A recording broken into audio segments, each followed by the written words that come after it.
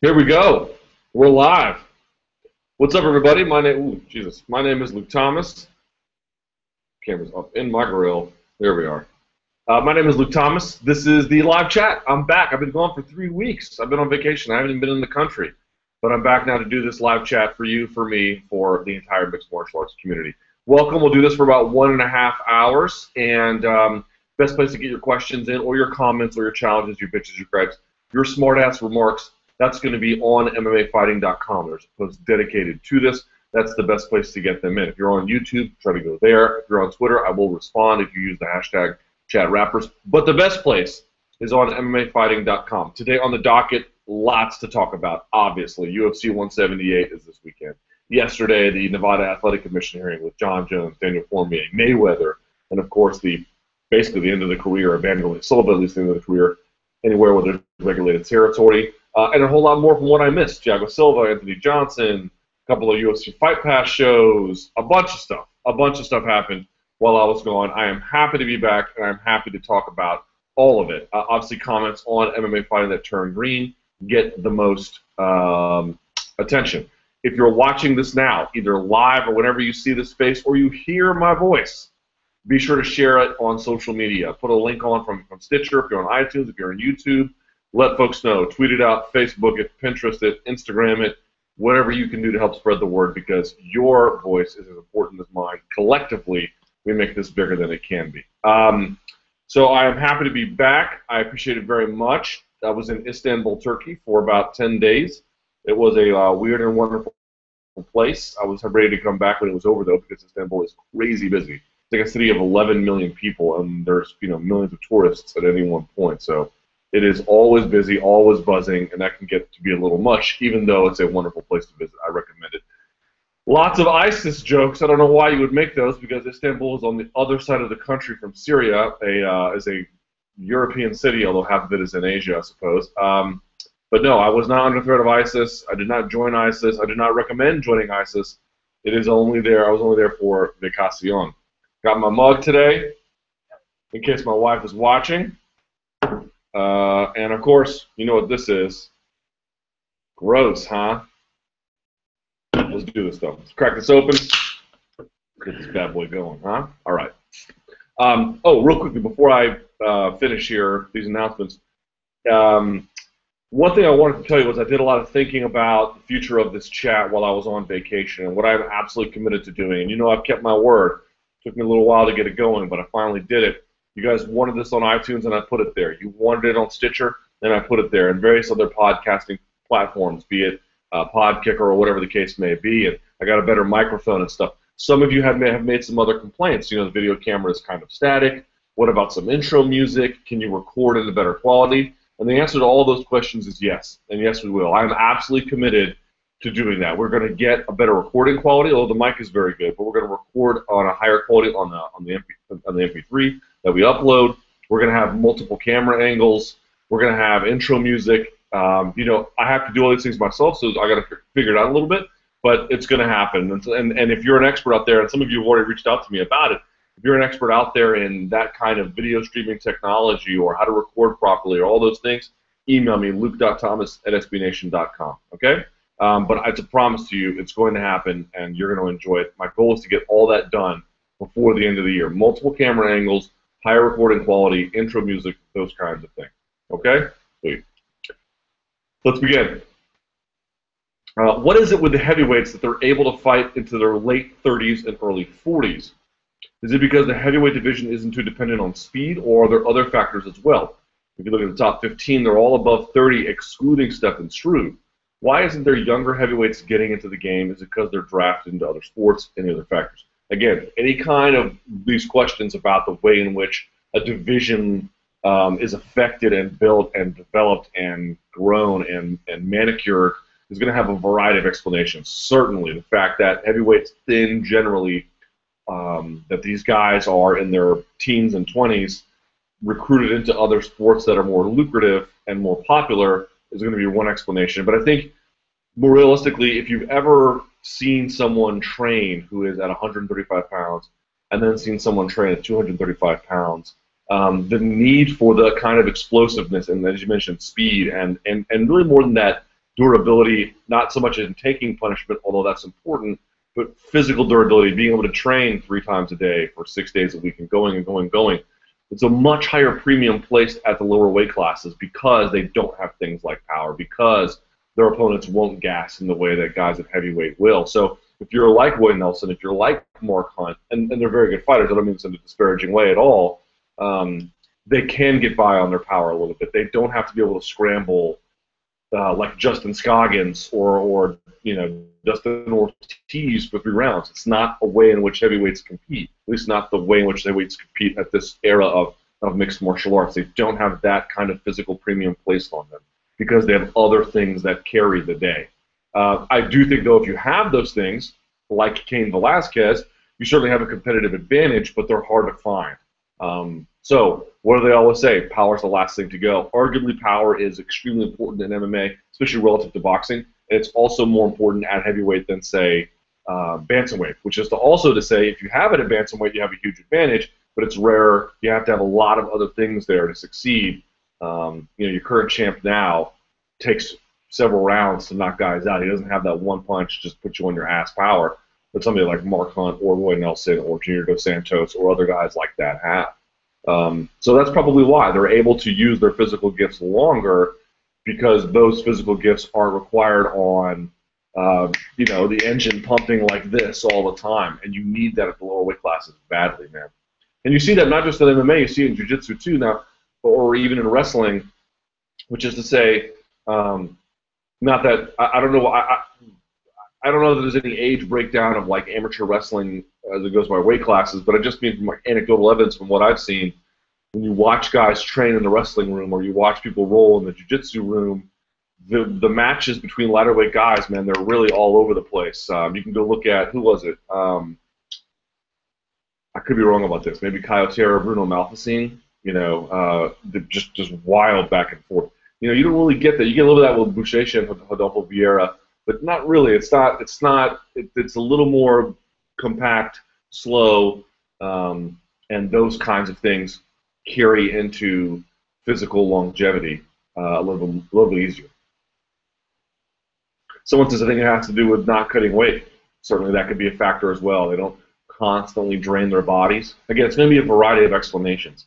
The way in which people are recruited, the way in which their bodies are affected, the way in which their physical gifts have a longer shelf life in this kind of challenging sport. All those things are going to play a factor, but it's not ever going to be any one thing you can point to.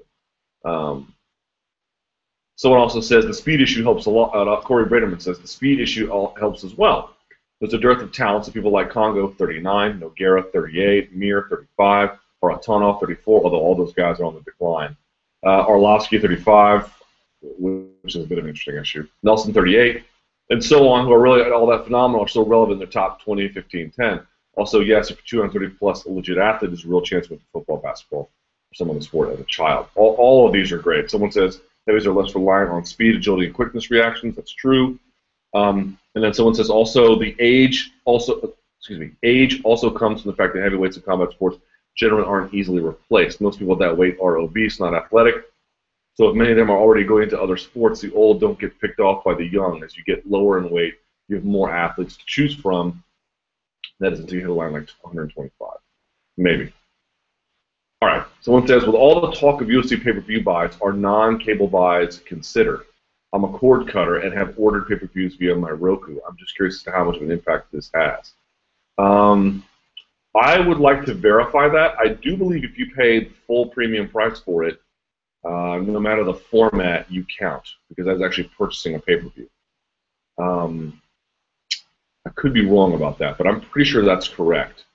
It's not just if you bought it from the MSOs, DirecTV, Time Warner, something like that. I think even if you buy it from UFC.tv, that counts because you're paying the full premium price for the product. Could be, but even then, here's the point though. Someone says he's a cord cutter. The demographic that the UFC appeals to, men, particularly young men, 18 to 34 or even 24 to 49, they're not heavy cord cutters. These are people much more likely to watch sports, which means they're much more likely to not cut cords. In fact, I saw the other day, I think AT&T came out with a package. You could get HBO Go, Amazon Prime, and like super fast broadband for a year, for like $40 a month. And I was like, that's a great offer, but until you get me live sports, like cord cutting simply is not an option for me. And it just doesn't. It's just not there, you know. And Fight Pass sort of bridges that gap a little bit, but not really. You'd miss all the Fox Sports 1 cards. You get the pay-per-view stuff. There's a lot of content you simply wouldn't be able to get. So I'm not sure where I'm going with this because I'm meandering a little bit. But I guess the point being is, right, cord cutters as such. I purchased stuff from UFC pay-per-view or UFC.tv. But not very much. It's relative to the rest of who's purchasing. I would venture to say it's probably a very, very small portion. But certainly I can look into it if the UFC is willing to divulge that information, which I doubt they are, but certainly I can look into it just the same.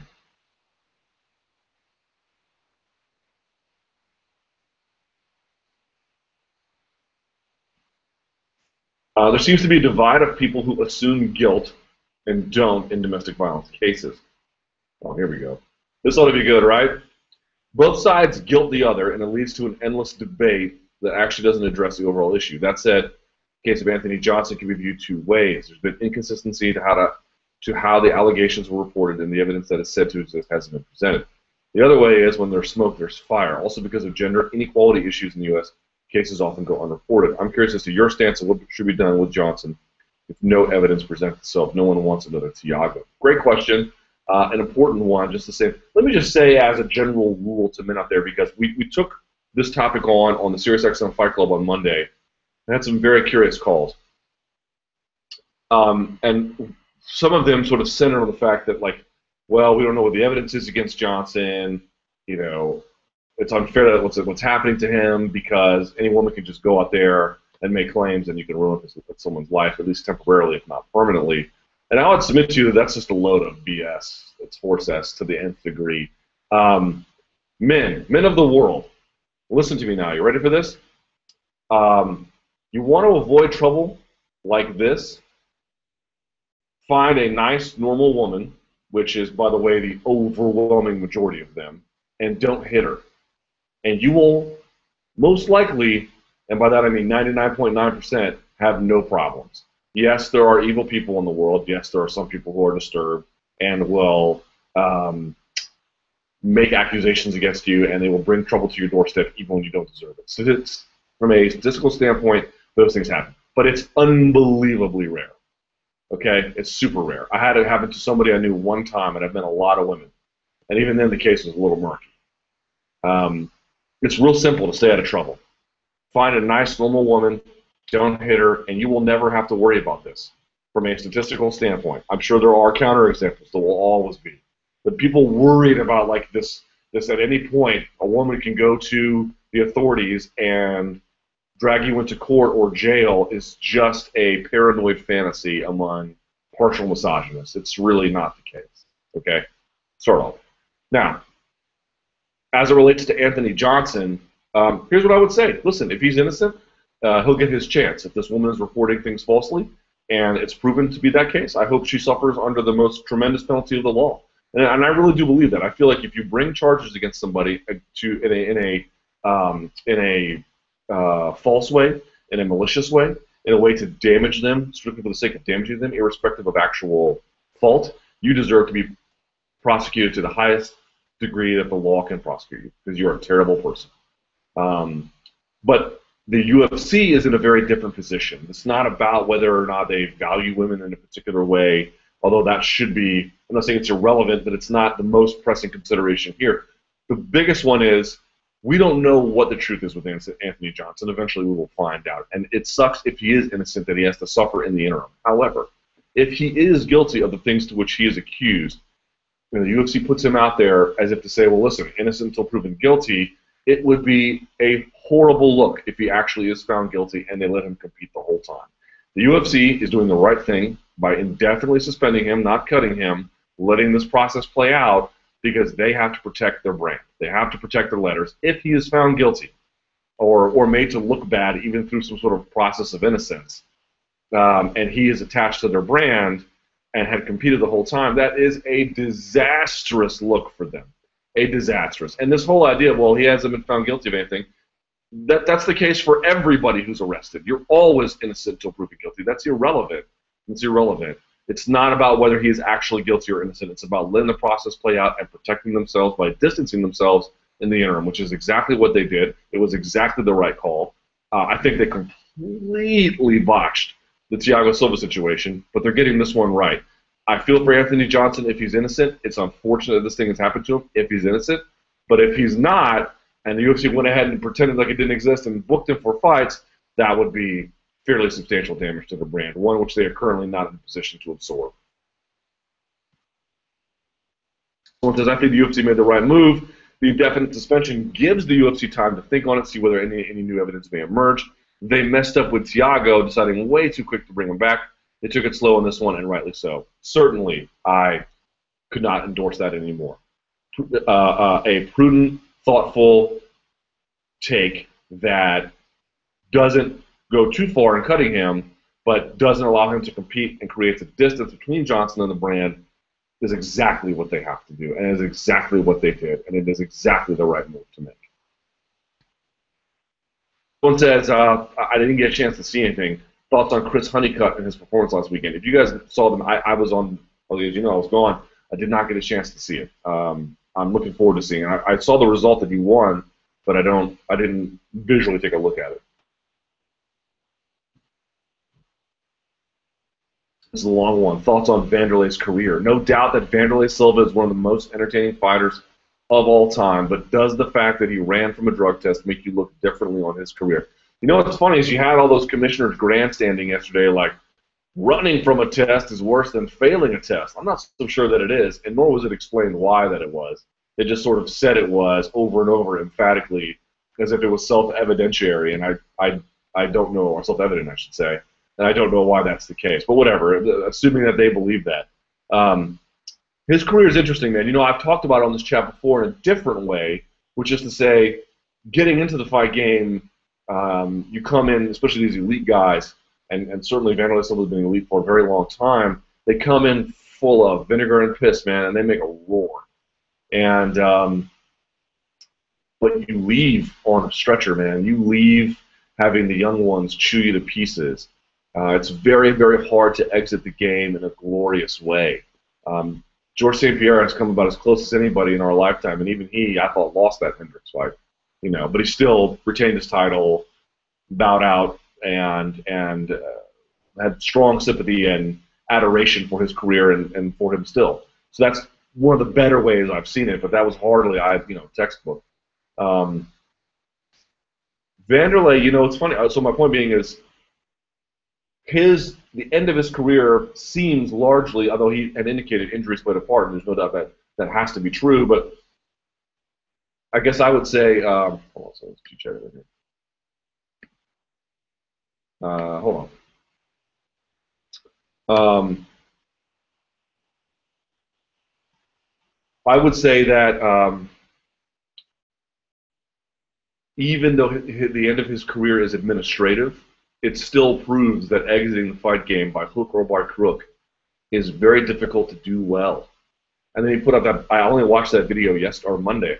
Yeah, only Monday did I watch that retirement video that he put out, where he accused the UFC of all manner of things. But I mean, could you imagine a worse way to get your point across than that? It's like I actually believe that some of what Silva said was true and based in reality, and it will go nowhere because of the timing and the way in which it was released and the obfuscation of all the problems that he's having related to his current predicament. But the truth is, man, everyone who knows about Wanderlei Silva knows that these issues plagued him, at least insofar as rumor and innuendo, when he was in Japan. Everyone believed, I won't say everyone, but there was wide speculation that that was a big part of his training repertoire, his performance-enhancing drug use. And certainly he never failed a test. I'm not saying that he did. I'm simply acknowledging what was around. But in a way, it's almost like the chickens came home to roost, you ran for the commission, you admitted you took a performance-enhancing drug, although you said it was for a different thing, and then you lash out the UFC without having ever said anything before. It's a totally ignoble way to close what would have been a Hall of Fame career otherwise, and maybe still is. But I guess his story is, I don't know. His story is he represents so many different facets of the sports. Of the sport itself. He represents part of the PED struggles. He represents the ferocity of some of the things that we love. He represents multiple eras of the sport. He represents the Vale Tudo era. He represents the Pride era. He represents the new UFC. Wanderlei Silva, the story of mixed martial arts played out in Wanderlei Silva over the course of his career, and so he was very much a reflection of what was going on at the time in which he competed. Not all of it, but many key considerable parts about it. And so I think his story is very much a story of the sport, but the way in which it ended, I think there were undercurrents of speculation of the whole time of his career, particularly in Japan, and that it finally came out and actually what caught him in the end. It sort of feels like Al Capone getting caught for, it's not quite the same as Al Capone getting caught for tax evasion, but I don't know.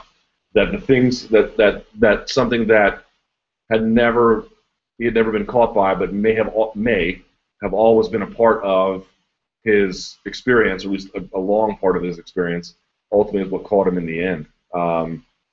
It's interesting. It's interesting. That's sort of my take on Wanderlei's career. But what he did in Pride, you know, boy, that's impossible to duplicate. One of the key stars, key rivalries, key fights, some of the most important fights in the history of the sport, certainly in the light heavyweight division. Yeah, that's the story of Wanderlei's career. But you know, when your face looks different, because you have to get surgery to repair it. I do believe that some of the things he mentioned, irrespective of the charges against the Ultimate Fighting Championship, they probably carry some merit. And by the way, there was one thing I wanted to note about that. Like, I know some folks are out there and they're saying, well, he never said anything, you know, like to come out and just say it on a Friday, and you were all gung-ho about the fight with Chael Sonnen and you never articulated his issues. I'm sympathetic to that viewpoint. I think it's a fine argument, but the argument is a little flawed too, because if you get guys that constantly do it well in advance, in real time, like Rampage Jackson, like Tito Ortiz, and to a lesser extent, you know, maybe in a more cagey way, in terms of like Randy Couture, well, they just call you a crybaby and a loser. So, like, when is the opportune time, if you're a fighter, to criticize the UFC? How do you do it? And who do you got to be for that to stick? The most I've seen is with George St. Pierre. His reputation was basically sterling. And even then, there was pushback.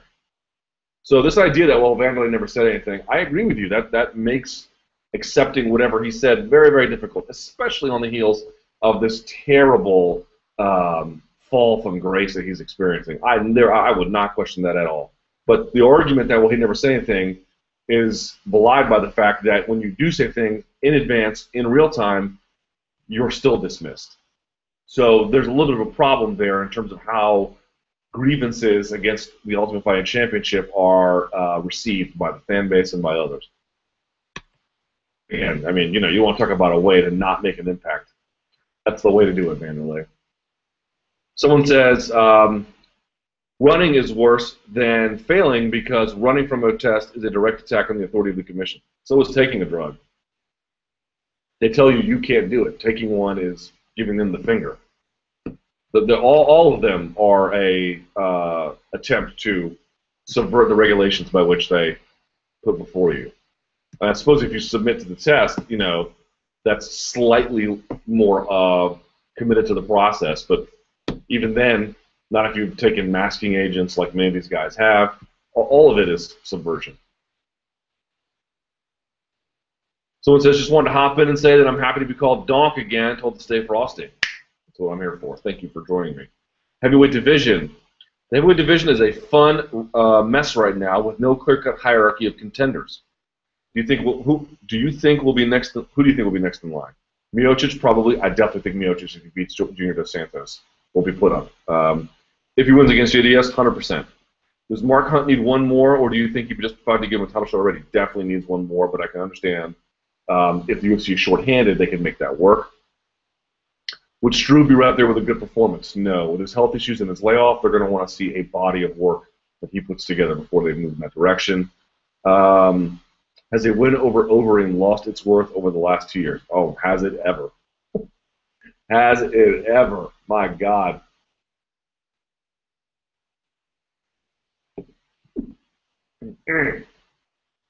I mentioned it on Ariel's show on the last MMA Hour that I did, I think on the 8th maybe. Namely that, like, I do believe that as a kickboxer, if all chins were equal, and they're not, but if all chins were equal, I do believe that Alistair Overeem is better than these guys by far. I do think he's a much more talented guy. But the ability to absorb damage is such a key component of success at heavyweight, among other things, obviously. But it's so crucial. It's so inherent to success. And if you can't do it, or it's been compromised, and you used to do it, and you developed a certain way of fighting around that, you're in trouble, man. You're in trouble. And I don't know what he's going to do. I don't know if he can beat Struve. Let me take a step back. I know that he can beat Struve. I don't know that he will. I don't really know what the ability of Overeem to do well is not in question. The ability of Overeem to do things consistently most certainly is. Let's see. How do you feel about the video Wanderlei released and his reasons and accusations? Again, sort of covered that a little bit here. I just want, if you're going to come out and you're going to say all these things that you never said before, God, did you pick a horrible, horrible time and way to do it. Unbelievable. I will say one thing he said that I hadn't thought of that I thought was a fair point. I don't take back what I said about Renan Barão, that he didn't fulfill the terms of his independent contract with the UFC as an independent contractor, and so therefore not paying him I was not terribly upset with. On the other hand, I did think that Wanderlei made a good point. Now, he was wrong. It wasn't 6 months, it was 7 months, but fighting 3 times in that because they need you for that kind of calendar, I'm relatively sympathetic to that. I thought that was a decent point that Wanderlei made. It wasn't about himself, it was about somebody else. Then he got dragged out and Barão and paraded as this loser who had let everyone down. I can see why Wanderlei was upset about that. Whether he's trying to use that as a reason for how he came across on The Ultimate Fighter and whether that's fair is a separate argument. I'm simply saying, as the argument I made to you guys about Renan Barão not getting paid, I thought Wanderlei's twist on that was at least worth acknowledging and sort of undercuts my argument a little bit, although not at the end. Like, I mean, if you sign the contract, like, it may be an unreasonable term, but you shouldn't be agreeing to unreasonable terms. Now, that leads to another debate about so someone had said to me, well, of course Renan Barão would want a rematch. Why wouldn't he want a rematch? He just lost his title. He wants a rematch. Why should he be complaining about that? Complaining about the rematch seems to me, no, I don't think he'd be complaining about the rematch at all, but maybe the timing of it was not necessarily ideal. Certainly that was part of Wanderlei's claim, that he has a certain way he likes to do things.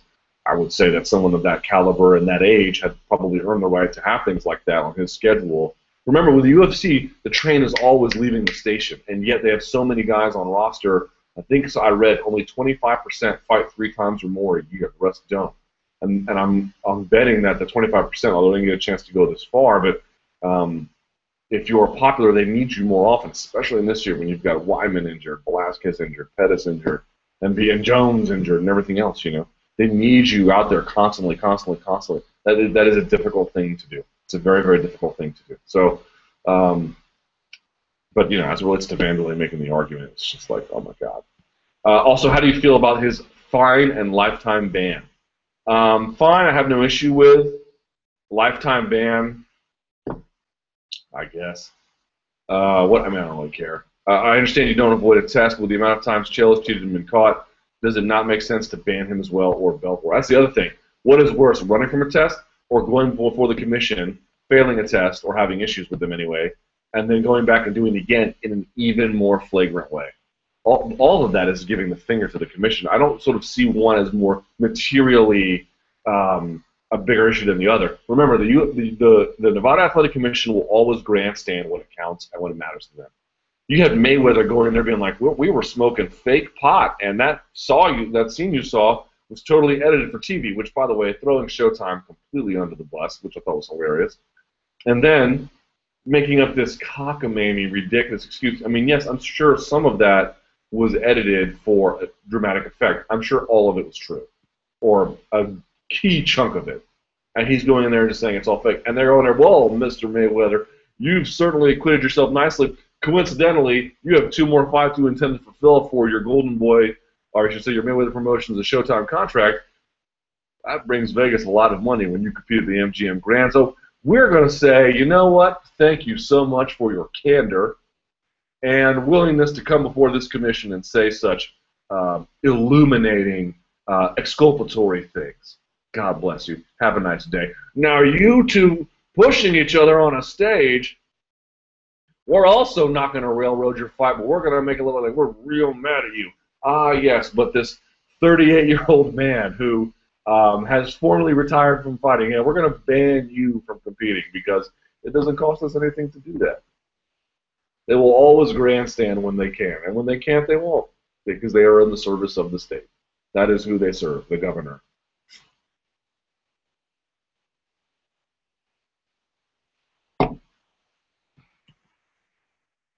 All right. Someone says, so $70K being 35% of his base pay for what would have been his next fight. Granted, it wasn't Mayweather money, but it is way above the norm. Our comparisons against other mainstream sports, which we've established in MMA, isn't fair. I don't want to get into that. We've talked about that a lot. Let's wait till fighter pay is back in the issue again. You know,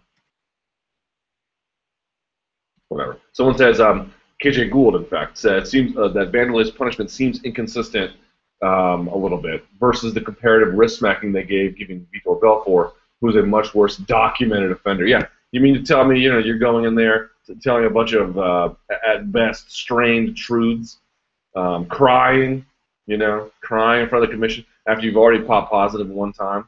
What's worse, running from a test or doing that? Again, I fail to see materially how one is worse than the other. They're both pretty bad. Nate's return. Do you think that Nate returned under the same terms and conditions of his old contract or his higher pay one of the reasons he came back? I have not heard that he got a new contract. I cannot confirm that, but I have not heard that this is a new deal. It may be, but I don't. That's not been clear to me. Nick Diaz, I think, got a new deal, but I don't think that Nate did.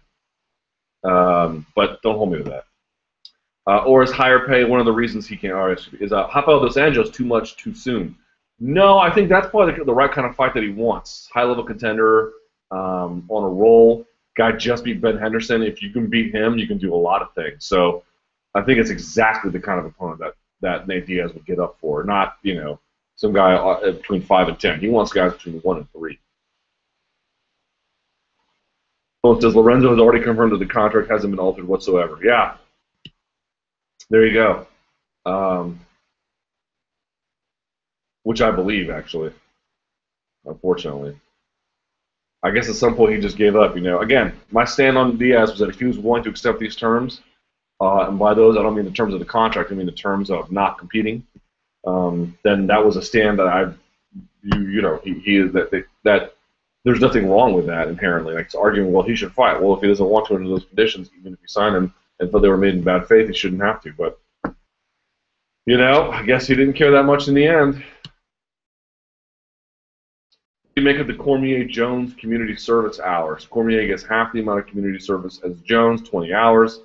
And it's eligible to be done in San Jose, whereas Jones has to do 40 hours, all within Nevada.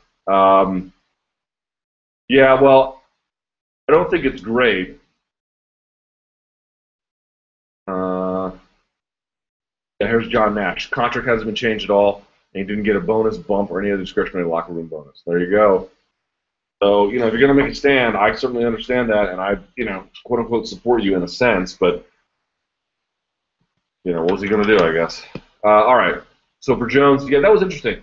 On the one hand, I certainly see a case to be made to flesh out responsibility. I can see certain cases where a stare-down could go poorly, and one person was clearly more at fault than the other, and then it's worth sort of examining that and then handing out punishments on that level. But this seemed to be one where the parsing of that was like the most moronic exercise ever. Well, he put his head on mine first, and I decided that wasn't great, so I pushed, and then the other guy saying, well, that was, you know, you can't put your hands on me, so this was, I mean, like, you're both completely and entirely culpable for this monstrosity in different ways and in ways not so different at all.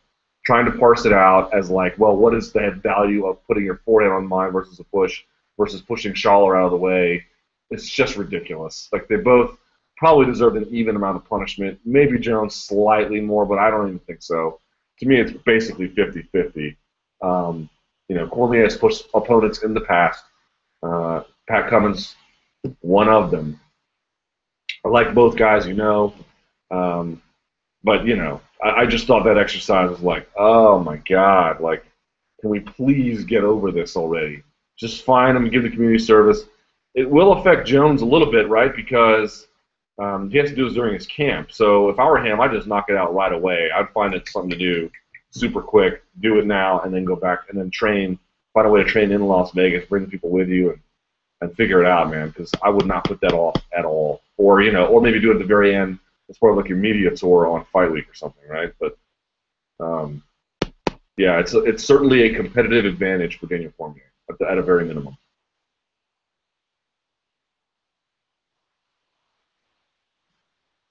Someone says, Jones was the guy who looked worse in the media. Quote, I would literally kill you. And he was the guy to throw punches and shove Dave out of the way. He escalated twice. I don't know. I mean, maybe. By the way, Jones always looks worse in the media. Fair or unfair, he always looks worse in the media. That, especially against Daniel Cormier. That's not a particularly like novel thing for him.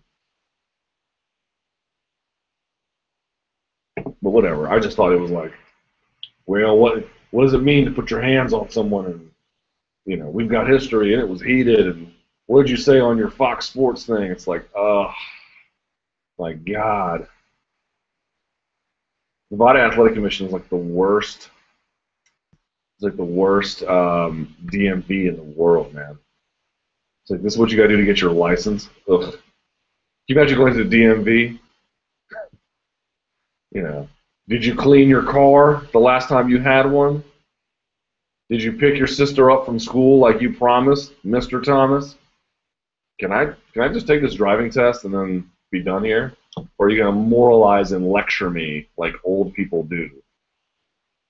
Someone says it didn't end up as a brawl, but does everyone forget about Cormier shoving Patrick Cummins? There you go. That was unprovoked. It was also likely staged, but the whole history of bullying thing seems a bit too convenient. Again, we're just getting into like how many angels fit on the head of a pin. They're both culpable. Hand them out either similar or identical punishments. Let's just be done with it. It's that whole thing went on so long. Vacation. What is the one story in MMA you were itching to cover but didn't because you were on a well-deserved pre-baby vacation with your wife?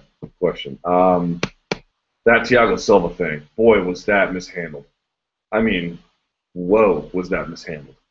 Hard to imagine how you could have done that worse, except leaving Thiago on after the video comes out. Literally coming on national TV, defending him by saying, well, I know more about the situation than you. Does that mean he knew about those videos?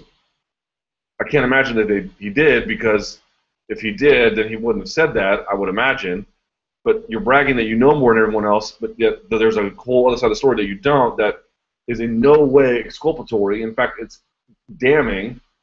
So I don't quite understand that at all. Moreover, like in this Ray Rice climate, you have to be super careful about everything, which should be the case at all times, but is the case now.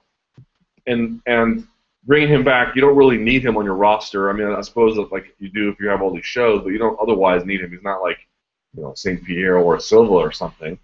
And following what happened, I mean, like, it was so badly mishandled, so badly mishandled. Like I said, I thought they got Anthony Johnson right. I thought they did a good job with that, and they're doing a good job with that. And maybe they learned from the Thiago Silva one, but like, saying, well, I know more than you, and then even saying like, oh, if there's video evidence, that changes things. I don't know why Thiago Silva's estranged wife or ex-wife, whatever she is at this point, released those videos. Is it because White said those things, or because she had plans to anyway? But either way, talk about tempting fate, talk about tempting karma. That's exactly what happened. Like, why would you say something like that? Why would you bring him back at all? Why would you not investigate further and wait to see what happened? I mean, I understand charges being dropped. Charges are dropped all the time for all kinds of reasons, not that don't always have to do with guilt or innocence. They can be dropped for any number of reasons, and certainly those videos show that this guy and I saw some MMA fans being like, oh, I don't understand what the big deal is. This is literally what I read this when I was in Istanbul, and I wanted to die laughing, almost in a sad way. There were fans who were going, I swear to God, they said, I don't understand what the deal is. You know, it's not like he said, I'm going to kill you. He just cocked a gun and was rubbing his nose a little bit and talking a little strange. What's the big deal? It's like I don't understand what the problem is with these people in Sierra Leone. It's not like they said, I'm going to give you Ebola. They just had blood shooting out of their eyes and lost control of their bowels and had fever over 105. What's the big deal? I mean,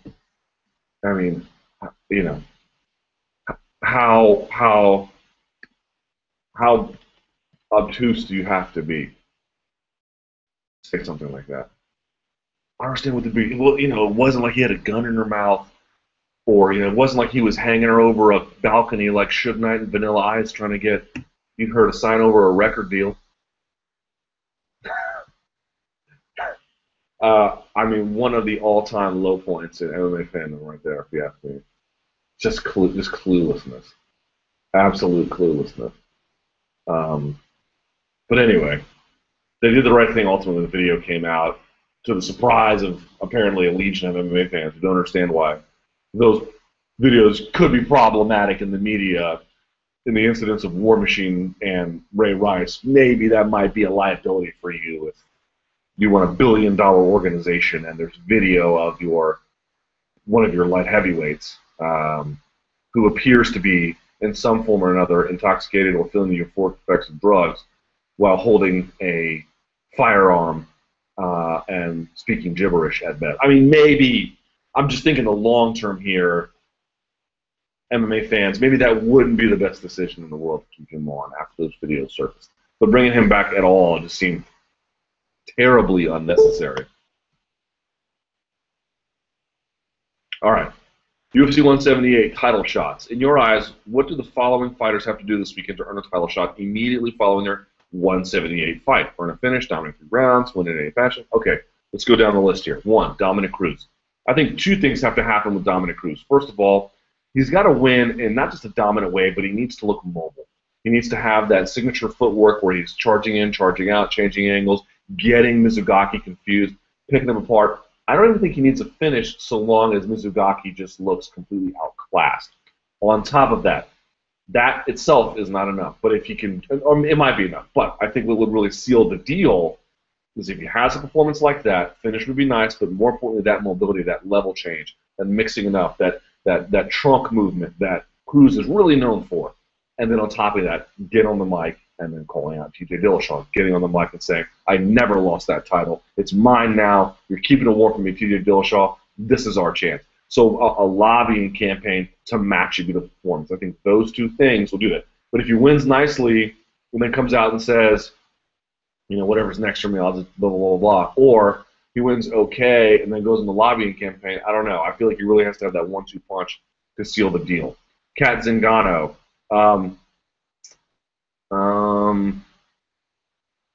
Cat Zingano. That's a good question. I don't have it. I don't think she has it in her to call out Rousey exactly. I don't think she can get one off this one. I mean, again, maybe if the only issue is availability, but from a meritorious standpoint, I just don't think it's available to her. Conor McGregor, same thing. Even if I think he wins in a tremendous fashion, I just don't.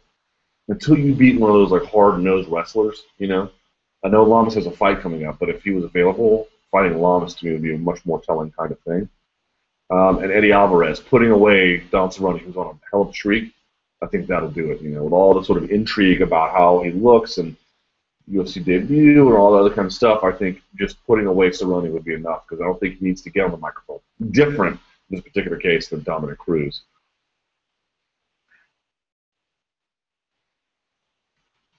Pushing McGregor too fast. What are your thoughts on the big step up in competition for McGregor? If McGregor loses on Saturday, how much do you think it hurts his stock? Let's see. Hang on.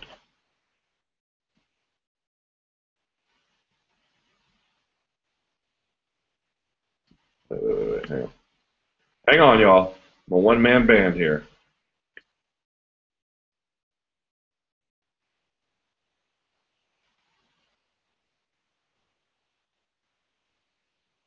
Okay. No, I actually feel like Conor McGregor is one of the best things the UFC has ever done, to be honest. Um, I look at Conor McGregor, even if he loses on Saturday, as like, do you want to see what happens when you have someone who is ready to be a star and a promotion who understands everything he needs to fulfill that, and the two get together and they work along? That's what Conor McGregor is with the UFC right now. I have nothing bad to say about the way in which the UFC has promoted Conor McGregor, has treated Conor McGregor, has made fights for Conor McGregor. I mean, for him. I don't mean for him to win necessarily, but you know what I mean. The various people he's put in front of him, the cards on which he's fought, the way in which the card placement worked, all of that. I think all of that has been done exactly correct. I have not one. I mean, you could nitpick at the margins, I suppose, but from a general macro perspective, Conor McGregor has been handled expertly, and Conor McGregor has treated his own career expertly. And I don't think if he loses, that all backfires. It certainly doesn't help the momentum, but it's not like it goes away what he's producing, the enthusiasm that is there. He has youth on his side. He has the ability to self-promote on his side. He is clearly has demonstrated some level of ability to compete at a very high level. How far, we don't know. Certainly Saturday will tell us some indication. But the Poirier matchup is interesting to me, and I'm firmly in the camp that McGregor's going to win. I don't rule out the case that at all. I respect Dustin Poirier tremendously. I enjoy talking to him when I've covered UFC events. He's a very, very nice guy from humble beginnings who has made a very successful career for himself. And I think even if he loses on Saturday, he'll still have some great wins ahead of him in this division. And listen, he may surprise everyone, including me. But the way in which they're building up Conor McGregor, I think what they see is that we've got this guy who is already, you can take him out the wrapper and he's a promotional dream come true. That is not their issue. Their issue is he has some skill building to do. Now, one of his losses via promotion is to this guy who's competed all over Europe, particularly in Cage Warriors, who's got a real gimmicky style. He's one of these like Masakazu Imanari guys who, if you can't get a sub right away, particularly on his leg locks, he likes knee bars, and he likes heel hooks, then he can be pounded out. He's got a really suspect record. The other one, not so much. But the point being is, as good as his boxing is, as good as his kickboxing is, and his wrestling's coming along, we don't know much about his guard because there's been a whole lot of time there. The point being is, I think what the matchmaker saw was that if we give this guy time to develop, we can kill two birds with one stone. On the one hand, we can give him ever-increasing quality of opposition. We can give him ever-increasing placement on a card, which in turn puts an increasing emphasis on him to then promote it, as well as himself. But we can do it so strategically that we're not doing sleight of hand exactly, but we are giving him favorable enough matchups that allow him to skill build and then showcase those skills in real time. And by that I mean, if Dustin Poirier gets McGregor to the ground, I think it's a very, very even fight. I'd probably even favor Poirier. But I think McGregor's takedown defense has come a long way, and I think the difference is that Poirier is hittable, and he's hittable early, and he's excitable early. And McGregor feasts on guys like that. If Poirier is to beat McGregor, it's to take him late. It's not to barnstorm him early. That would be a disastrous thing to do. And I'm afraid that's what Poirier might do. So, like, do I think that Poirier can beat McGregor? Absolutely. Jab, cross, stay out of the way, stay out of trouble, no crazy moves. Have a boring first round if you have to. Slowly turn up the heat in the second round, and in the third round, that's when you barnstorm him. But coming out against him in the first round, barnstorming him is a horrible idea, and I'm afraid that's what Poirier likes to do. He's so excitable. I am certain that in his mind he can absolutely beat Conor McGregor, true or untrue. And so my point being is, if you look at the guys who he's fought, you know, from Brimage to Holloway to Brandao to now Poirier, it's a steady climb in overall quality of opposition, but they've always given him guys that if he fights correctly and uses his ability, he should be able to beat. That won't always be the case. If they had just rushed him, let's say, right in, like, I think Justin Scoggins, by the way, the hype I'm guilty of this, kind of outmatched his ability. He's still sort of putting it all together. I think he'll eventually be one of the best flyweights ever, if not a title holder. But he's still got some work to do. For McGregor, man, they have timed it perfectly. And maybe the injury was the best thing to help him form in terms of slowing things down and not trying to rush it. And that, you know, a rehab, you can do a lot of skill building, not just in getting your knee back ready and the integrity of that knee, but in terms of just sharpening up everything else and everything else. I think that really is a true, actual thing. And so, for me, losing on Saturday would be problematic, but not catastrophic. And a win, I don't think he gets him a title shot, but it puts him in a #1 contender fight, certainly. And also, the other thing it does, like now that McGregor has headlined his own card in Dublin and is on a main card here on a pay-per-view, like he's ready to do all the media stuff. He's ready to do get in front of cameras and talk to the fans and do a radio tour on the phone for 5 hours a day, 5 days a week. You know, the 5 days leading up to an event, he can do all those things, which is a tax on the mind that other guys aren't capable of handling, at least not very well. He can do it flatly, easy, no problem.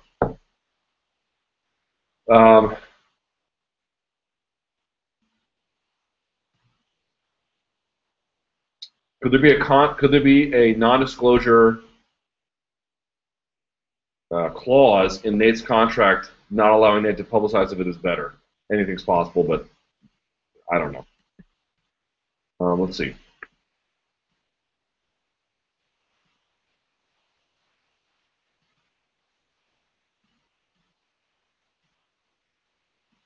Someone says, what do you think of Kang Kyung-ho versus Michinori Tanaka? I have not seen the undercard for that yet. I have heard that it is incredible, at least that fight. So I plan on looking. I watched the main card for that. I have not seen the other ones yet. So I will take a look. But I've heard that fight was, in particular, quite good. I expected Tanaka to win, though. I was surprised he didn't. World Series of Fighting's promise of 50% of pay-per-view revenue of the fighters.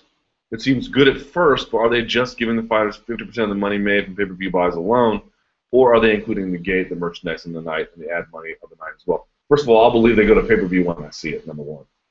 #2, will the fighters still be getting done over in a way? The cost for promoting an event is high, but wouldn't the money an organization would get back from the ads on the night, let alone the ads during the promotion, and merchandise equal what they spent on promotion, or at least make back a sizable portion? Ads on the night do not cover their costs. Have you seen their sponsors? World Series of Fighting will also have rerun deals and ad revenue from them. So if they're keeping the money from everything else and just giving the fighters half of what they make on the pay-per-views, will the fighters still end up getting done over? Adam Swift, who works over at Access TV, a very smart guy, had an interesting thought. He said, all things being equal, and we're making a bunch of assumptions here, but if you looked at, so what is the highest that non-UFC pay-per-views have ever done? The basement for UFC, and then the ceiling, it's about 100K, right? So that's what Bellator was able to do. That's what UFC does very poorly. The 100K mark. So let's assume it does 100K in Series of Fighting, right? Which is a big assumption, but let's just say they line up the right card to get that done. If there has been some math done, and it's all based on incomplete information, but if we take that just for this thought experiment, that the UFC roughly pays out 20% of revenue to its fighters, I think in anything above 200K, right? 200K buys. That if World Series of Fighting gave 50% of their revenue on a 100K buy rate, and the UFC gives away 20%, that would be the same as if the UFC sold 450K on pay-per-view, right? And 20% versus 50% rate in terms of how things have been structured. I think I have his tweet. Hold on. I want to pull that up. I want to make sure I got that. I think I'm leaving out a detail. There we go. Here we go. He says, World Series of Fighting 50% pay-per-view pitch is interesting. Assume UFC pays roughly 20% of revenue above 200K buys at a minimum, and 100K is the ceiling for a non-UFC pay-per-view, right? So, okay, I got that part right. It means the payoff for fighters on a 450K buy UFC pay-per-view would be the same on a 100K buy World Series of Fighting pay-per-view, all other things being equal. That, and he says, ultimately, World Series of Fighting / UFC pay-per-view hypothesis obviously depends on what UFC's average split is, and I admittedly didn't put a lot of work into my assumption. He's just sort of like spitballing here. But the point being is, one, if what World Series of Fighting is promising is true, it's a substantial amount of money for fighters, all things being equal, and given what they'd otherwise be capable of making. But I would say that giving 50% of your revenue to fighters is simply an unsustainable. Like, it's just a very World Series of Fighter thing to do, where the inmates run the asylum. Like, I'm okay with UFC giving up 50% of their revenue because they're in a position to do that. World Series of Fighting, it's like when you're in that particular margin of the business, giving away that much requires you to earn enough for that to happen. I simply don't think that they do. So, I'm the first to be fighter friendly, but pardon me. But I just don't feel like the math really adds up for them. And I have my doubts about whether or not they're going to make it to pay-per-view, to be honest. YouTube views for Countdown 178. Do you find it telling that as of this morning, the YouTube views for the Countdown videos are Johnson Cariaso, about 81,000, Cerrone versus Alvarez, 105,000, and then McGregor versus Poirier, 175,000. And this person goes on to say, I'm guessing only the hardcores watch the countdowns on YouTube, but even they are overwhelmingly more interested in McGregor than the main event, or even Alvarez's debut. I would say, listen, 175 is a very interesting, or I should say 178 is a very interesting card. And the reason why is that, take away the main event for just a moment. Not the original one, but the one we have now, the Johnson versus Cariaso fight. The rest of the 175 card, now for me the Fight Pass portion, not that great, but whatever, it's the Fight Pass portion. The rest of that card is great. It's really, really great. Okay? And so to me, what winds up happening is that when you look at the card absent the main event, it's like fantastic. Then what winds up happening is the main event being tacked onto it, it's almost viewed as a bonus. This is a card that's anchored from the bottom up and not the top down. In previous efforts where Johnson was the headliner from day one, as a promotional entity, we know he's not necessarily a fan favorite. And so I think there was sort of this like lackluster feel about it. This is exactly the opposite. This is a card bolstered so strong by the supporting cast that you're able to then look at the main event, which is not competitive and doesn't feature a fight people care about tremendously. And you could say, hey, you know what? Listen, you get this whole card, and you get Demetrius Johnson, one of the best fighters in the world. Maybe not so much in the best fight ever, and a fight we particularly care about, but hey, you get all this other stuff. This is just a bonus. This is a hell of a way to have a substitute. This is like an ideal circumstance for the UFC. This is one of those cases where injury has affected the overall ability of the card to sell. I don't deny it at all. But I do want to say, sort of arguing from a fan standpoint, everyone's like, injuries ruin cards. They do, and then they don't. They do a lot of times. I mean, obviously you can list 1,000 examples of injuries ruining cards. But it's also true. It's also true that if you accept the idea that a certain number of fights every year will be blown out because of injury, and you create cards to counter that as an insurance policy, when injuries do happen, and you lose the most anticipated fight of the year in Jon Jones versus Daniel Cormier, you still have a high level of enthusiasm for an event because the rest of the supporting cast has made an otherwise lackluster main event simply a bonus fight that we get to enjoy without much consternation. Now, I don't dispute that this event will do less than what Jones Cormier will do. I don't think it'll do catastrophically low, and I think you'll have sown the seeds of loyalty and fan sentiment by building such a strong supporting cast, a memorable night, and then placing Demetrius Johnson in a role where I know we had all talked about him, like, oh man, how's he going to cover for Jones Cormier?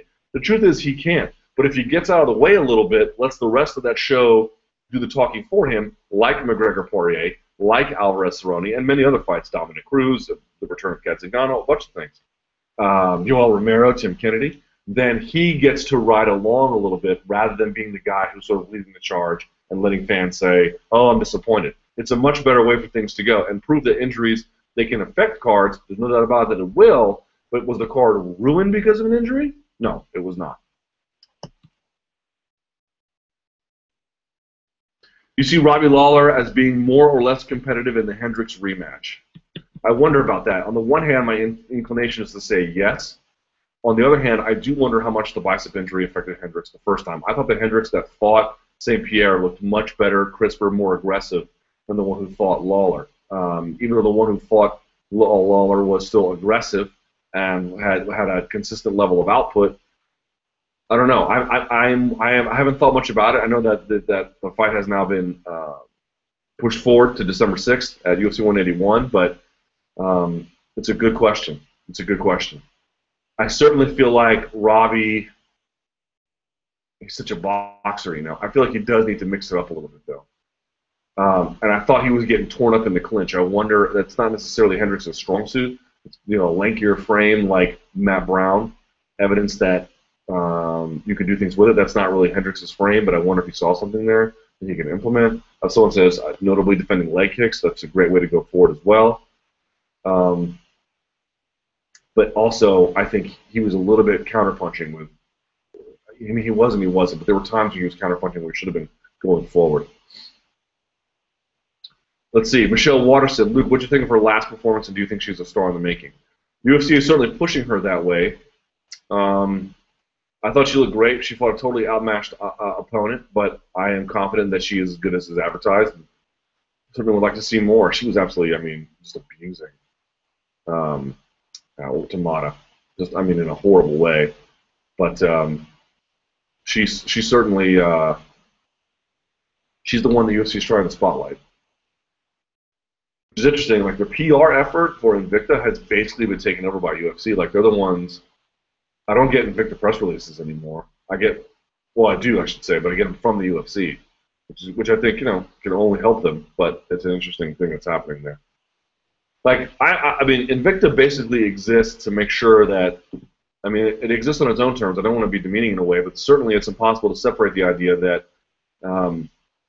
they're doing their own work for their own kind of thing, and yet also to make sure that there's a healthy crop of women available to then move to the Ultimate Fighting Championship. I suppose they're responsible for their own costs, but it's a weird spot that they're in. It's good work that they're doing, but how profitable is it? I have my doubts. Look, in the future, if you ever take another vacation, have you ever thought about having a guest host? Absolutely not. I'll tell you one thing. This is my baby, and no one's going to touch it. Sorry. Ever.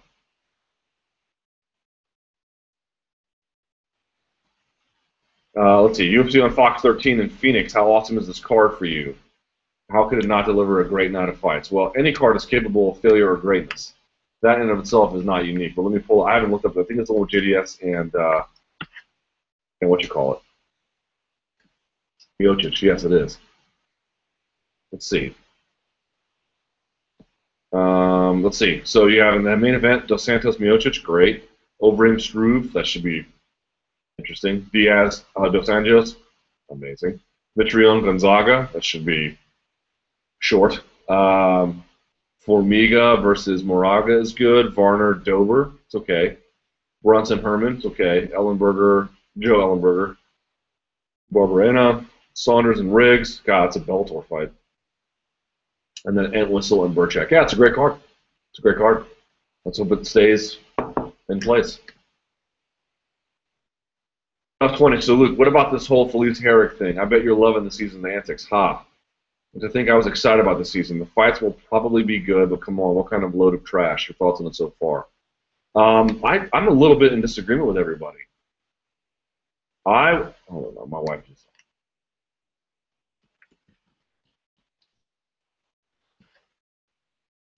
I'm in disagreement with everybody. First of all, I thought that the first two episodes were great.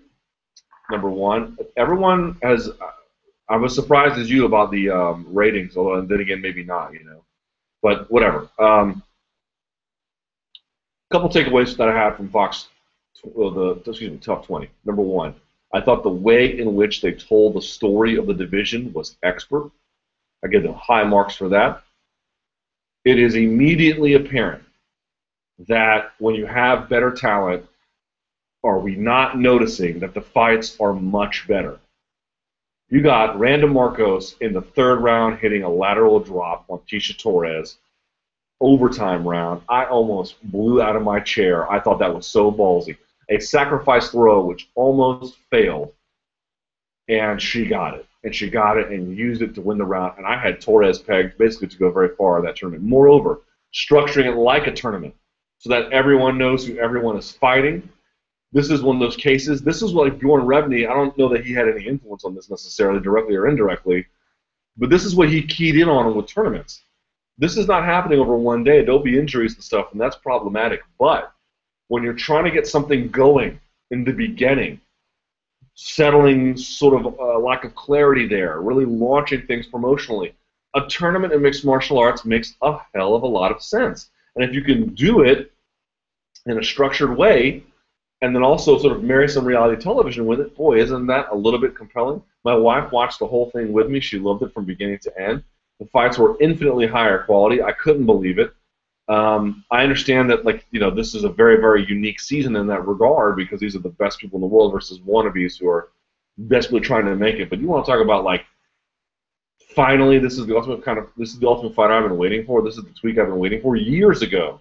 People were saying, well, why can't you put on the best guys in the division and have that be the ultimate fighter? Well, now you're getting that. They're not guys, they're girls, but now you're getting that. Now you're getting that. And it's a tremendously higher quality. I was blown away by that Random Marcos Tisha Torres fight, by the reverse triangle. I thought Joanne Calderwood looked a little shaky at first in her fight, but then ultimately came alive in the end. But for me, that Random Marcos fight was tremendous. The way she passed guard in the end was phenomenal. Achieving mount, and I know it was late, but finally getting to it a high mount. Listen, Felice Herrig is going to do the Felice Herrig thing. For some reason, I understand why it could bother you. I don't deny it. I don't even really pay attention to it. I'm sort of like, I'm so focused on the fights that I don't even really care. It doesn't bother me at all. And moreover, I thought that the individual stories that they told it going to, maybe she's outside of Glasgow for Joanne Calderwood, and going to, American Top Team for Tisha Torres, and going to all these different places in Windsor, Canada for Random Marcos, and all these places that they went and show the stories of these people who were mothers, who lived overseas, who were wives, who lived in a gym, who were young women, who were older women, who were veterans, who were white, who were black. I thought it was tremendous. Fox Sports 1 and the Ultimate Fighting Championship absolutely outdid themselves with that. A fantastic show so far. Maybe the antics will spoil it in the end, but I can just tell you that the level of talent, the way in which they told the story of the division, and the fights themselves, for me, this is the ultimate fighter I have been waiting for. As for the ratings, you put out so many seasons with bad fights and forgettable reality. Maybe that's why you have bad ratings. I don't know. I don't know the answers. I also don't think that Melendez and Pettis moved the needle in the way that necessarily Rousey and Tate did. But I did see that DVR numbers for the show were really high, actually. So, which is the same case, in fact, for the last season. People looked at the ratings, they were like, oh, they're like 700,000. If you looked at the +3 DVR ratings, they were consistently above 900,000 for that season. For the not for the last, I'm sorry, but for the Ronda Rousey Miesha Tate season. So keep that in mind. But for me, this is the ultimate fighter I've been waiting for. This is why I want to watch. I can watch low-level fights if I have a personal investment. Do I know someone? Is it a teammate? Am I bored as hell on a Friday night? I got nothing else to do. Yes, fine. But from the top promoter in the sport, I do not have a tolerance or the stomach for low-level fights. I just don't. That's just me talking to you. Maybe you do. That's fine. I don't. I absolutely do not anymore. It's completely been extinguished. I can only stomach for the UFC good fights. And I don't mean good as in, like, did it turn out good? I mean, are you giving me premium product? If you're not, I'm not interested.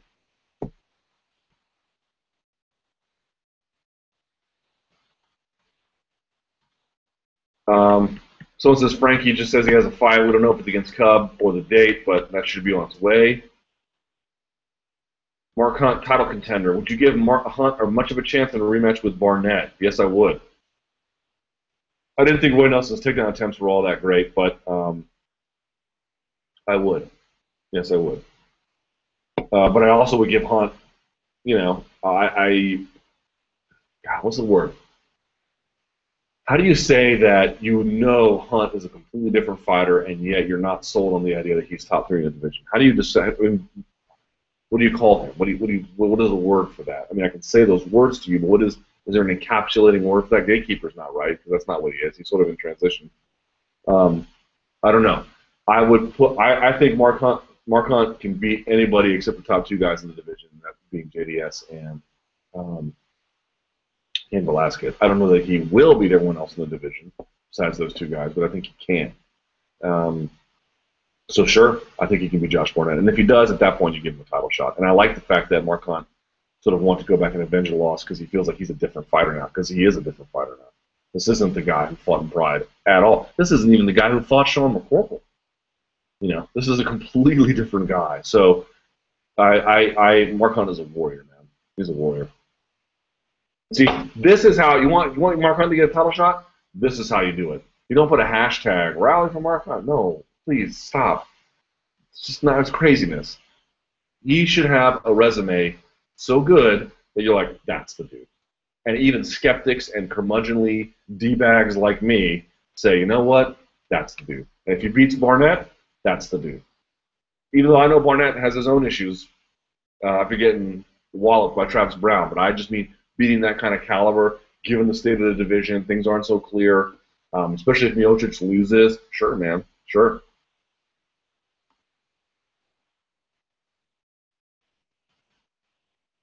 Well, this is a hilarious question. Look, the one thing that's become apparent is that Conor likes to say he will take someone's head clean off, or he says he will, quote, decapitate his opponent. With the Islamic State videotaping themselves decapitating U.S. and U.K. journalists, do you think the UFC should make Conor stop talking about taking someone's head off and decapitating his opponent? I'm not going to answer that question. I just wanted to read it because it's hilarious. Iron Chin. Luke, put in order the fighters who have the best chin in their prime. Here we go.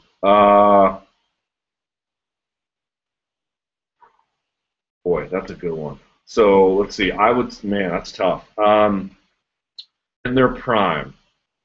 In their prime, I would say Mark Hunt, then Dan Henderson,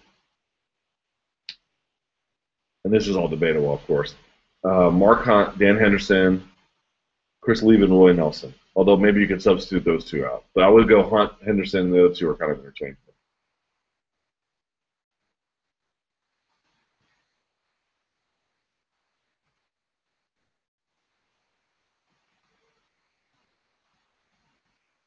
Yeah, I'd go Hendo too, but Hunt in kickboxing is pretty tough. All right, true or false? Chad Mendez defeats Jose Aldo UFC 179. Probably false. Travis Brown will stop Brendan Schaub in under 3 minutes. Did I miss something? Hold on. I'm still catching up on news. I may have missed something. Are they fighting? I apologize if I don't know that. Yeah, he is. Wow. Okay. UFC 181. See, I'm still catching up on news. Travis Brown will stop Brendan Schaub in under 3 minutes. False. Jon Jones will be the most active champion of 2015, fighting at least 3 times. True. Robbie Lawler becomes the first guy since 2008, a.k.a. BJ Penn, to hold a title while having more than 4 career losses. Ooh, false. Uriah Faber is one of the top 10 greatest fighters of all time. False. The women's strawweight division eclipses the women's bantamweight division in popularity and interest. I mean, on an infinite timeline? I mean, maybe. Tito Ortiz will stop Stephan Bonner. Believe it or not, true. Liam McGeary beats Emmanuel Newton to become Bellator light heavyweight champion. That's one of the most interesting fights Bellator can make, to be honest. I don't know how I feel about McGeary's ground game, I mean, I know he got that crazy reverse triangle, but Emmanuel Newton's underrated. I'll say it's true. I don't know, but I'll say true. One more true or false. Scott Coker would love to have Wanderlei Silva on the Bellator roster. True, of course. He won't, but he'd love to. Nate Diaz didn't get a raise in pay for taking the co-main event slot on Jaco dos Anjos. Seems like it's true he didn't. Fedor eventually joins Bellator. False. They can't afford him. I mean, they can, but they won't. Mark Hunt eventually wins the undisputed UFC Heavyweight Championship. False. UFC adds a third women's weight class in the future. True. Rich Franklin never fights again in the UFC. True. Anderson Silva doesn't throw any leg kicks when he fights Nick Diaz, I'm sorry. False. Well, that's actually a great question. Because he could if you wanted to, obviously. I'll say true. No, sorry, I'll say false. He does throw, but maybe immaterial one or two. And then UFC will eventually run over 100 shows per year. I'll say false, but Jesus, I never thought they'd run 50, so.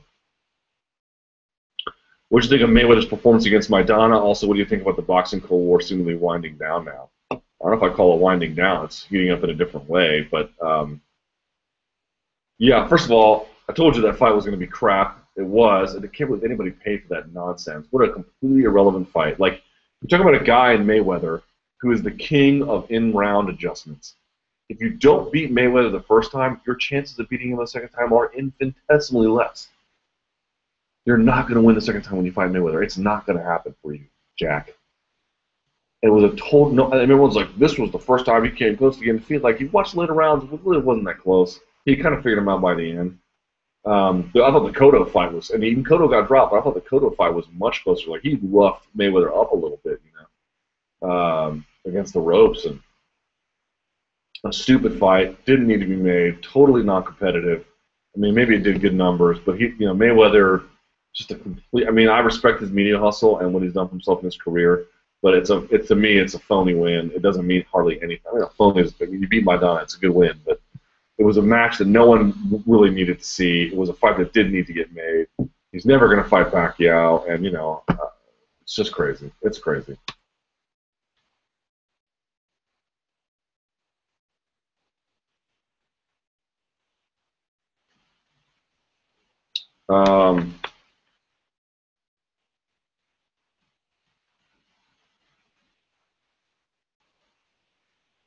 So we've already gone over NSAC and Wanderlei. Weidman pulling out of UFC 181. Luke, do you think either Weidman or Belfort benefits in particular from this postponement? I actually think that both guys benefit in a way. Weidman, I believe, takes a while to get into a rhythm, and once he does, he's fine. I think the injury will allow him to do that, believe it or not.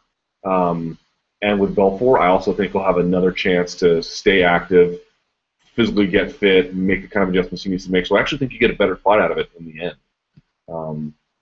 They always talk about Weidman's camps. They're all the worst camp ever, and the first 2 weeks were bad, the first 4 weeks were bad, or whatever. This is a chance for him to do a bunch of the work, take a break, and then do it again and correct what they didn't do right the first time. So I actually think it makes it a better fight for everybody.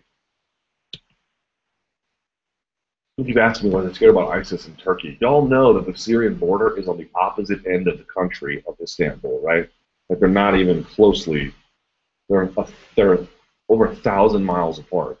Moreover, Turkey is a U.S. ally, is a modern country with a industrialized military, and yeah, like, Istanbul has millions of tourists every year. It was fine.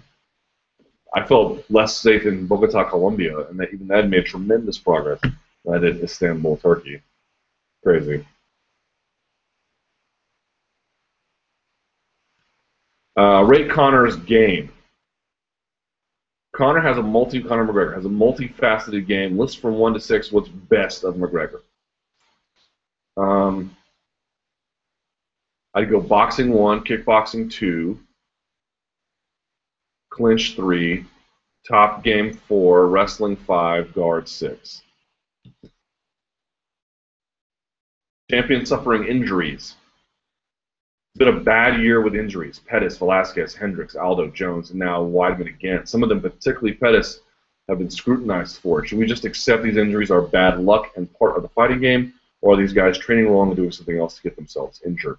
I spoke to Dean Lister once, and he made a point about about injuries with heel hooks, and he was like, you know what causes more injuries than heel hooks? Takedowns.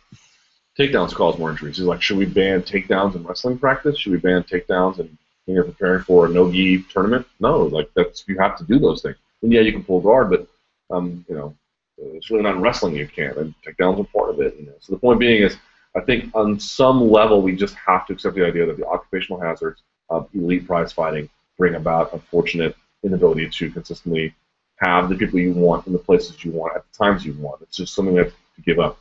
I do think, though, that Dana White is right in the sense that if these guys had camps that were focused around certain fighters as opposed to all these guys being in camp together at the same time as a way to share costs, that would be more beneficial for the long term. But that sort of presumes that they make a lot more money than they do, and money doesn't grow on trees. So it's a little bit of both.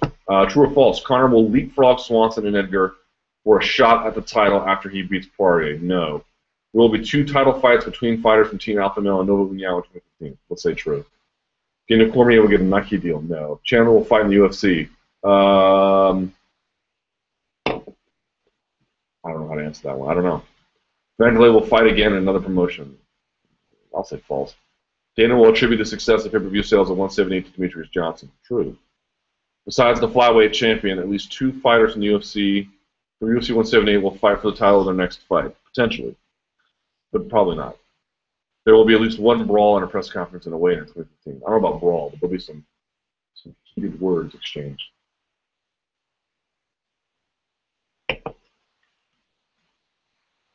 Also, someone points out, I think more and more people are asking why guys like Cerrone and Bendo don't get hurt as often. The Diaz brothers tend to be thrown in there as well. Diaz brothers have never pulled out of a fight due to injury. I think we need to accept the idea that we talk about durability as a character trait, and it's not, man. Look at guys like, for example, on the Redskins, like Jordan Reed. There, I just said the Redskins. I don't know if that makes me racist or not. But whatever the case, the Washington National Football Team, Jordan Reed, like a tight end, like a beast tight end. You got Niles Paul backing him up. And I know maybe you don't follow football or even my team, but understand, like, the big controversy in D.C. is, like Jordan Reed is this incredible guy when he's healthy, but he's always getting injured. And not the kind of way like RG3 had, like, bad things happen to him. Like, a guy will just take a shot and he can't get up again. It's like, oh, my God, Jordan, like, again, the 72 again.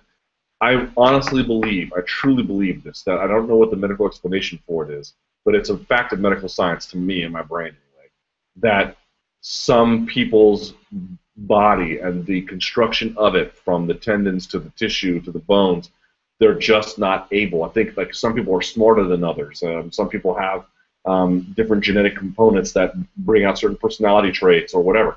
I think from a construction standpoint, some of us are built in a way to not get injured as much or to heal quicker or whatever the case may be. I truly believe that, and there are some guys that just can't deal with it. In fact, I think it's most people that are that way. But, you know, there are going to be guys who are elite athletes who can go really far and do things that will disappoint you with their inability to stay healthy. Guys like Jordan Reed, guys like Anthony Pettis. Strong affection for them, but other people who are doing the exact same things in training they are, or pretty similar anyway, and are having no ill effects whatsoever. That can't just be coincidence.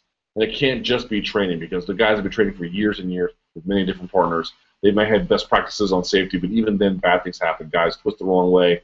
Bad training partners do, even good training partners make bad decisions. Things happen, and yet they never seem to have those problems. To me, that is a function of the fact that they obviously make great decisions about their training environment and who they put themselves around. It also speaks to me to some fact of medical science that we're not aware of yet that affects the way in which the architecture and the integrity of tissue and bones and sinew. I just don't know how else that can be. You can get such drastic different responses to the human experience. UFC 178 versus UFC 100. If you're even comparing the two, you just weren't around for UFC 100, at least not in the way that I was. And I wasn't even in Las Vegas. I was watching at home, man. UFC 100 was so infinitely bigger than anything else right now, even with Jones Cormier. It's impossible to overstate. You cannot imagine how big that was. You cannot imagine. 178 is not even close to what UFC 100 was. Not now, not ever.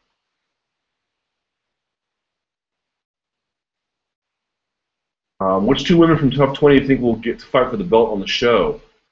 I still like Calderwood early. I don't know who else, man. I was surprised by Marcos beating Torres, so I don't know. Let's go to Twitter here real quick. Yes, I just picked my nose. Can Wanderlei still compete in Metamoris if given the opportunity? Yes. From Fight Metric, UFC champions from 265 pounds to 145 pounds have as many 2014 wins, 4, as Neil Magny. True or false? Mayweather Pacquiao happens in 2015. I mean, absolutely false. You think Nate Diaz beats Dos Anjos? I don't think he does. I think the wrestling and the submission defense is more than enough for him to handle. Plus, he can strike his ass off now, too.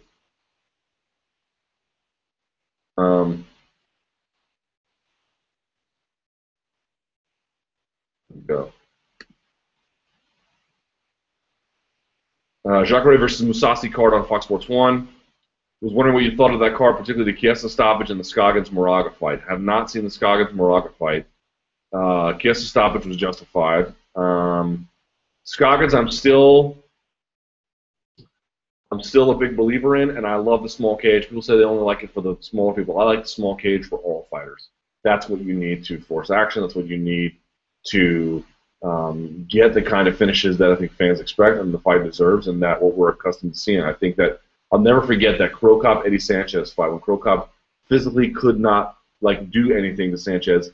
I mean, he won the fight. They landed some kicks, but he could not figure out a way from a footwork standpoint to corner Sanchez because the angles went from a 90-degree angle to this wide open spot, and Sanchez was just, and then of course the diameter between the walls was so far, you know, he was able to just walk around, literally walk around like he was at a train station or something. And so to me, that's always made a really, really, really big impact.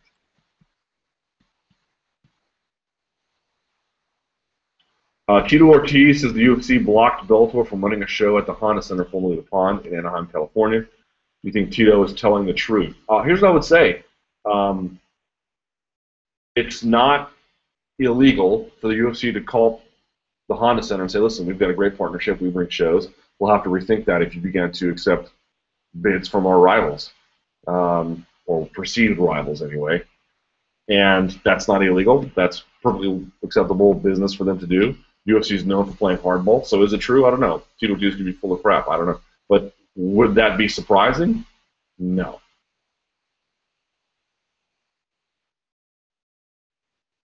Titan FC 30, will you be watching? Certainly on DVR. Bigfoot's chin off TRT. Do you think Bigfoot's last fight has proved that TRT improves your chin? No, I think certain punches landing in certain ways and certain velocities affect it. All the research on chins is partly about construction and partly about the neck, and partly about the amount of force caused to whip the head a certain way, or even if you have it on the temple, right? But there's a biological reason why some chins are better than others. And then when they say you're born with it, again, it's not a character issue. Everyone likes to make, oh my God, he's got a great chin. What a warrior. It's like he is a warrior for many reasons, but having a great chin is largely just a function of luck. It's just luck. Like, were you born with it or were you not? Now, certain other forms of durability are a little bit different, but that one is just innate. And no, I don't think anything's changed. TRT could not possibly affect the biomechanics of that. So with this Cormier, it carried him the exact same way, which he did. All right, let's do one more, and we'll get out of here.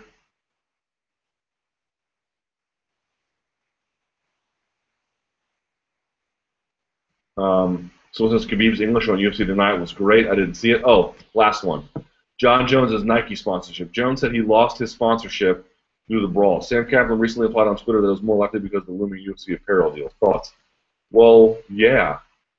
If you're the UFC, sorry, if you're Nike, are you getting any return on your investment with Jon Jones? And this is Nike that's stuck by Marshawn Lynch after he had a DUI. Then they say Nike that's sticking by Hope Solo, who may turn out to be innocent, but certainly embroiled in controversy. They stuck by Tiger Woods, for crying out loud, you know. And I understand he's a much more popular athlete, but he also did. I mean, the scandal around him was fairly substantial. He lost a lot of other sponsors along with it too. So, Nike sticks by their athletes. If they didn't stick by him, it seems to me like it was a convenient excuse to let him go because they got no return on investment. Then people say, what about Anderson Silva? What about JDS? They're still valuable to Nike, perhaps, to break into and then further cement, not break into, but further cement their foothold in Brazil. Jones doesn't offer them much in that regard, so they probably just let him roll, you know.